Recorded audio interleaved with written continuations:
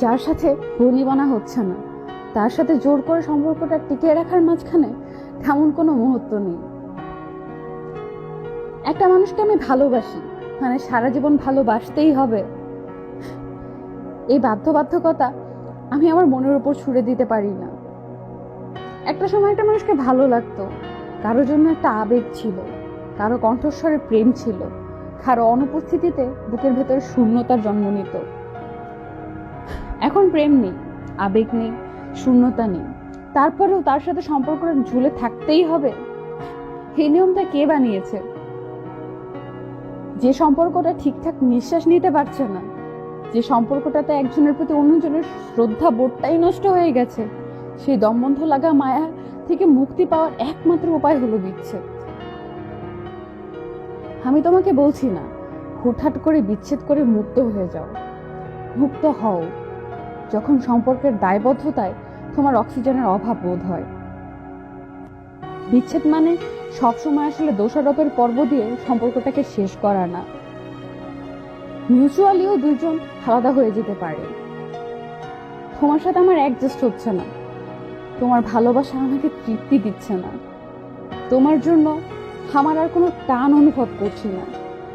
এই কথাগুলো সুন্দর করে গুছিয়েও একটা মানুষকে বলা যায়, আমি আর তোমার সাথে থাকতে চাচ্ছি না। আমার কাছে সবচেয়ে হাস্যকর ব্যাপার হলো সম্পর্কের শেষের দিকে এসে আমরা একজন অন্যজনকে দোষগুলো চোখে আঙ্গুল দিয়ে দেখিয়ে দিই। দোষ দেওয়ার ক্ষেত্রে দুজন মানুষই জিতে যেতে চাই। যার দোষ বেশি দেখানো যাবে, পবিত্রতার দিকটা সে বেশি হারাবে, তারপর আলাদা হয়ে যাওয়া। এতে কি হয়? এই যে এতদিন একটা মানুষকে ভালোবাসতেন, সে আজ অপ্রিয় হিসেবে ঘোষিত হলো। দোষারোপের পর্ব পারস্পরিক শ্রদ্ধার জায়গাটাই নষ্ট হয়ে যায়। আমি বলি কি, জীবনটা তো ছোট, এখানে ভালোবাসা মানুষকে ঘৃণা করতে হবে কেন? থাক না, একসময় মানুষটাকে শ্রদ্ধাবোধের জায়গায় ঠিক যেমন ভাবে ছিল আজও ঠিক তেমন ভাবেই থাক। আমি আমার একটা ব্যক্তিগত ঘটনা বলি।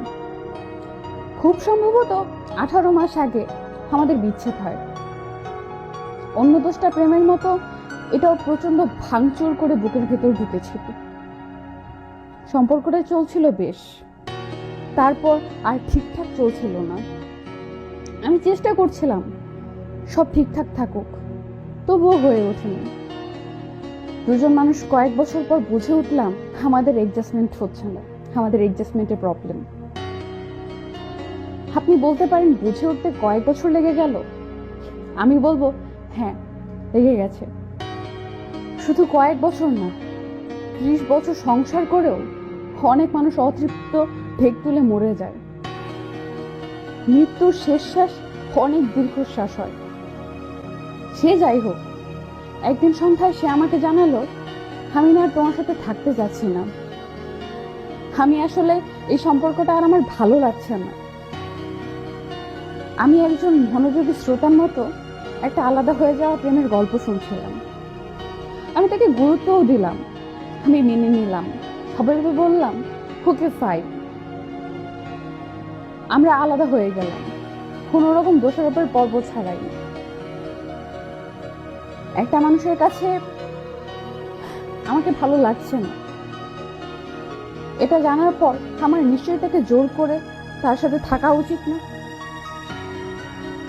অতটা অসম্মানিত প্রেমিকও আমি নই। আমার কাছে প্রত্যেকটা মানুষের ব্যক্তিগত মতামত এবং অনুভূতির গুরুত্ব আছে। একটা মানুষ আর একটা মানুষের কাছে থেকে যে কোনো সময় আলাদা হয়ে যাওয়ার স্বাধীনতা রাখে। ভালো লাগছে না, তবু ইচ্ছের বাইরে একসাথে থাকতেই হবে, এটা কেমন কথা? আলাদা হয়ে যাওয়ার সম্পর্ক আমি কোনো অন্যায় দেখি না, বরং ইচ্ছের বাইরে একটা মানুষের সাথে থেকে যাওয়াটা মাঝখানেই অন্যায়। এতে প্রতিনিয়ত নিজেকে ঠকে যেতে হয় এবং অন্যকেও ঠকাতে হয়। আমাদের সম্পর্কটা নেই, যোগাযোগ আছে, হুটহাট করে একদিন কথা হয়, দুজন মানুষই মনোযোগ দিয়ে দুজনের কথা শুনি। আমাদের কথোপকথনের মাঝখানে ভালোবাসার নামক কোনো শব্দ থাকে না, শুধু পারস্পরিক শ্রদ্ধা বোধটা থাকে। আলাদা হয়ে গেলে ঘৃণা করতে হবে, এই নিয়মটা যারা বানিয়েছে তাদের সাথে আমার মন মানসিকতার প্রচন্ড অমিল আছে।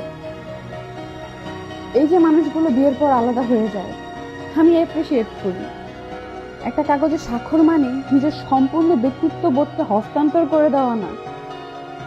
একই ঘরে একই বালিশে ঘুমিয়ে যাওয়া যদি ছোট ব্যক্তি নিজের মনকে সান্ত্বনাই দিতে না পারে যে সে আমাকে ভালোবাসে, তবে এটা কেমন সংসার? তালাকপ্রাপ্ত মেয়েদের বেশ অবহেলার চোখে দেখি আমরা আমাদের সমাজ। ডিভোর্সের পর সমাজ তাদেরকে টেনে হিঁচড়ে নিচে নামিয়ে আনে। কেউ কেউ তো ডিভোর্সের পর ঘর থেকেই বের হয় না, বেশিরভাগ মানুষের সামনে যায় না, এমনকি নিজের কাছ থেকেও নিজেকে লুকিয়ে রাখে। আমরা টের পাই না একটা সম্পর্ক ভেঙে যাওয়ার পেছনে সম্পর্কটা টিকিয়ে রাখার কতটা ব্যর্থ প্রচেষ্টা চলে। যার ঘর সে জানে কতটা বুকে ব্যথা নিয়ে মানুষ আলাদা হয়।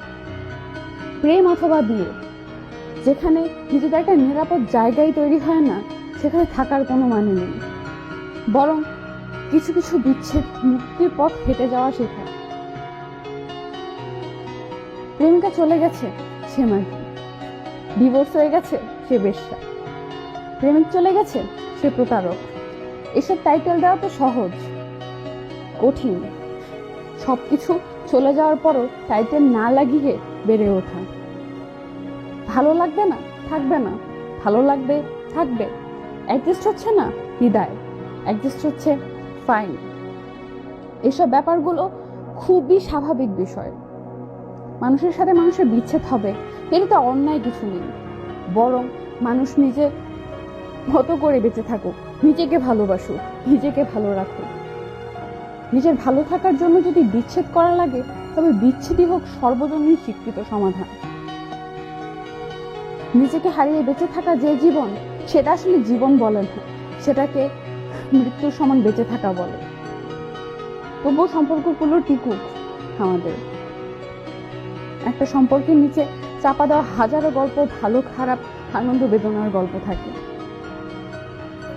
নিজেকে মানিয়ে নেওয়া না আমি জীবন মেনে নেওয়াটা একবার যে ঠিকঠাক ভাবে শিখে যায়, সে সারাটা জীবনই ভালো থাকতে পারে এবং অন্যকেও ভালো রাখতে পারে।